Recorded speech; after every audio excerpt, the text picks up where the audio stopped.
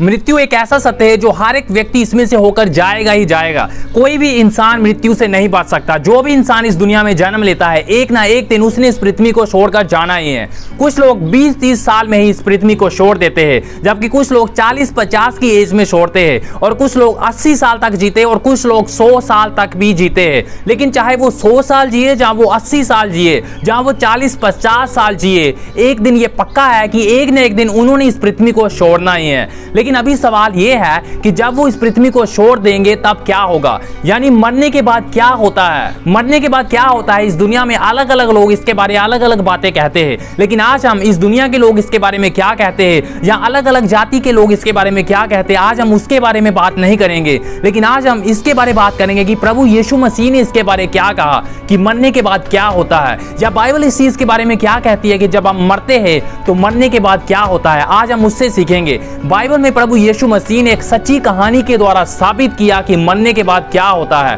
प्रभु ने हमें बताया कि मरने के बाद क्या होता है। तो आइए हम परमेश्वर के वचन में चलते और सीखते हैं कि मरने के बाद क्या होता है। बाइबल में लिखा है लूका की किताब 16वां अध्याय और 19 वचन। तो यहाँ पर इस प्रकार से लिखा है, एक धनवान मनुष्य था जो बैंजनी कपड़े और मलमल पहन था और प्रतिदिन सुख विलास और धूमधाम के साथ रहता था। यानी ये एक ऐसा व्यक्ति था जिसके लिए हर दिन जश्न था। ये एक ऐसा व्यक्ति था, उसके पास इतना ज्यादा पैसा था कि वो इस दुनिया में जो चाहे खरीद सकता है। यदि हम आज की बात करें तो वो इस दुनिया का सबसे बेस्ट मोबाइल खरीद सकता है, इस दुनिया की सबसे बेस्ट कार और बेस्ट घर खरीद सकता है। उसके पास इतना पैसा है कि वो जो चाहे इस दुनिया को पूरे आनंद के साथ एंजॉय कर सकता है। और आगे लिखा है, लाजर नाम का एक कंगाल गावों से भरा हुआ उसकी डेवरी पर छोड़ दिया जाता था।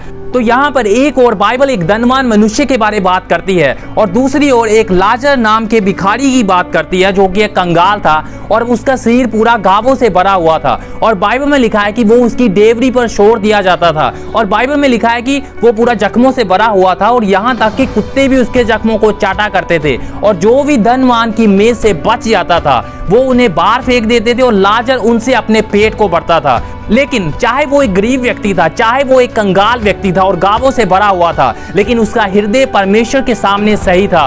वो परमेश्वर की नजरों में धर्मी था। लेकिन दूसरी ओर जो धनवान मनुष्य था वो परमेश्वर की नजरों में सही नहीं था, उसका हृदय परमेश्वर की नजरों में सही नहीं था।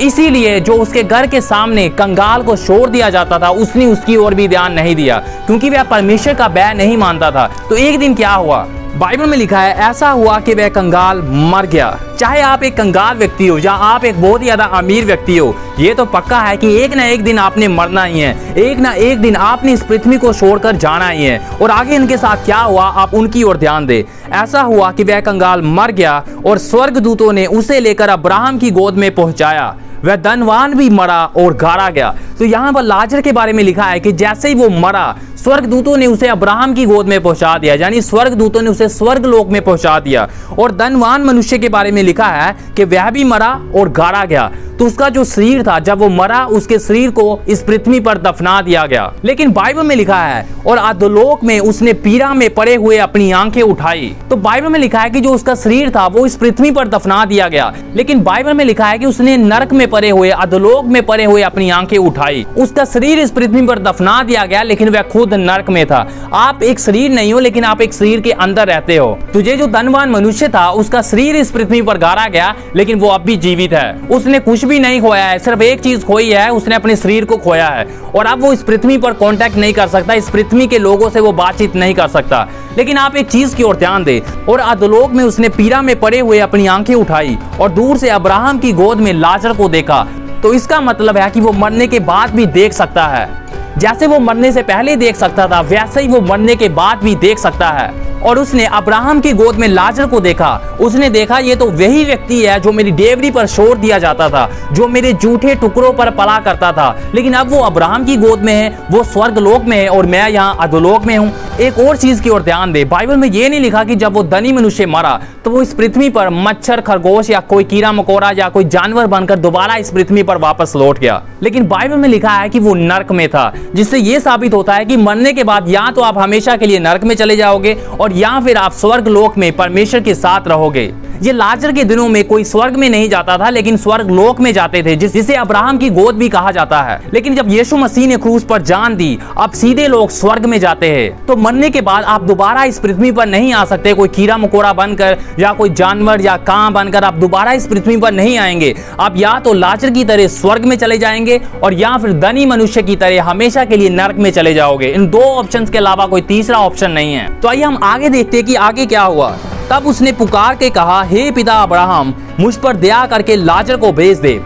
यानी अब भी वो बात कर सकता है, जैसे वो मरने से पहले बात कर सकता था, वो मरने के बाद भी बिल्कुल वैसे ही बात कर रहा है। और बाइबल में लिखा है कि उसने अब्राहम से बात की, यानी वो अभी अब्राहम से बात कर रहा है। तो इसका मतलब है कि मरने के बाद भी आप देख सकते हो, आप देखने की क्षमता को नहीं खोते हो और ना ही आप बोलने की क्षमता को खोते हो। आप मरने के बाद भी देख सकते हो और बोल सकते हो। और आगे लिखा है, ताकि वह अपनी उंगली का सिरा पानी में भिगोकर मेरी जीभ को ठंडी करे, क्योंकि मैं इस ज्वाला में तड़प रहा हूँ। तो यहाँ पर वो कहता है कि मैं तड़प रहा हूँ, यानी वो आप भी महसूस कर सकता है। तो जैसे आप इस पृथ्वी पर महसूस करते हो, जब आपके शरीर पर कोई आग को रखता है तो आप उस आग को महसूस कर सकते हो, आप उस दर्द को महसूस कर सकते हो। वैसे ही आप मरने के बाद भी महसूस करते हो, जैसे कि ये धनी मनुष्य महसूस कर रहा है। वो कह रहा है कि मैं इस ज्वाला में तड़प रहा हूँ, यानी वो उस ज्वाला को महसूस कर रहा है, वो उस पीड़ा को, वो उस दर्द को महसूस कर सकता है, जैसे कि आप इस पृथ्वी पर महसूस करते हो। तो इससे यह साबित होता है कि जैसे आप इस पृथ्वी पर महसूस कर सकते हो, वैसे ही आप मरने के बाद भी महसूस कर सकते हो।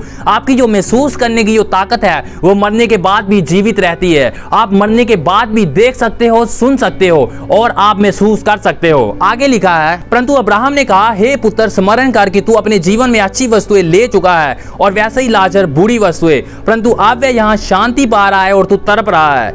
इन सब बातों को शोर हमारे और तुम्हारे बीच एक बारी गड्ढा ठहराया गया है कि जो यहाँ से उस पार तुम्हारे पास जाना चाहे वे ना जा सके और ना कोई वहां से इस पार हमारे पास आ सके। दूसरे शब्दों में अब्राहम उससे कह रहा है कि अब तेरे लिए कोई भी उम्मीद नहीं है। उसने कहा, तो हे पिता, मैं तुझसे विनती करता हूं कि तू उसे मेरे पिता के घर भेज। तो यहाँ पर वो अब्राहम से बातचीत कर रहा है, वो अब्राहम की आवाज को सुन रहा है और वो अब्राहम से बात कर रहा है। और यहाँ से हम एक और चीज को देख सकते हैं कि उसे पृथ्वी पर की सारी बातें याद है, क्योंकि वो कह रहा है कि उसने कहा, तो हे पिता, मैं तुझसे विनती करता हूं कि तू उसे मेरे पिता के घर भेज, क्योंकि मेरे 5 भाई है, वह उनके सामने इन बातों की गवाही दे, ऐसा ना हो कि वे भी इस पीड़ा की जगह में आए। अभी नरक में पड़े हुए उसे अपने भाइयों की याद आ रही है। उसे पता है कि उसके भाई भी उसके जैसा ही जीवन जी रहे हैं और वह भी मरने के बाद इसी जगह में आने जा रहे हैं जहां पर मैं हूं, लेकिन वो नहीं चाहता कि उसके भाई यहां पर आए। इसलिए वो ये कह रहा है कि लाजर को भेज, क्योंकि यदि कोई मुर्दों में से जीवित होकर उनके पास जाएगा तो वो उसका विश्वास करेंगे। लेकिन अब्राहम ने कहा कि उनके पास मूसा है और उनके पास व्यवस्था और भविष्यवक्ताओं की किताबें हैं। यदि वो उनका विश्वास नहीं करेंगे तो यदि कोई मुर्दों में से जीवित होकर चला जाए तो वो उनका भी विश्वास नहीं करेंगे। तो मरने के बाद आप कुछ भी नहीं खोते हो, सिर्फ आप एक चीज को खोते हो, वो है आपका शरीर। मरने के बाद आपको पृथ्वी की सारी बातें याद रहती है। आपको यह भी याद होगा कि आपको परमेश्वर के पास आने के कितने मौके मिले, लेकिन आपने वो सभी अवसर को गवा दिया।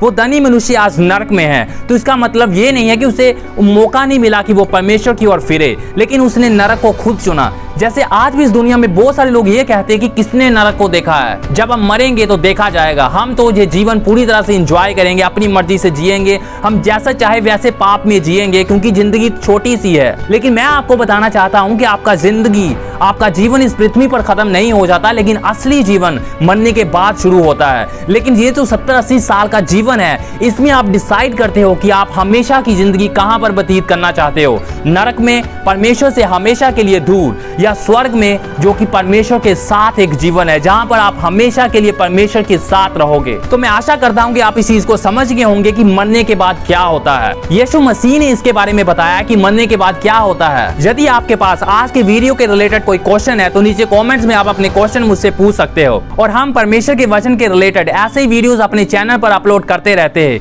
तो यदि आप हमारे ऐसे और वीडियोस देखना चाहते हो तो अभी हमारे चैनल को सब्सक्राइब करें और नोटिफिकेशन ऑल पर क्लिक कर ले, ताकि हमारे आने वाले सभी वीडियोस के नोटिफिकेशन आप तक पहुंच सके। Thank you very much for watching this video. तो बहुत ही जल्द परमेश्वर के वचन के साथ आपके पास एक नया वीडियो लेकर आते हैं। Thank you very much for watching this video.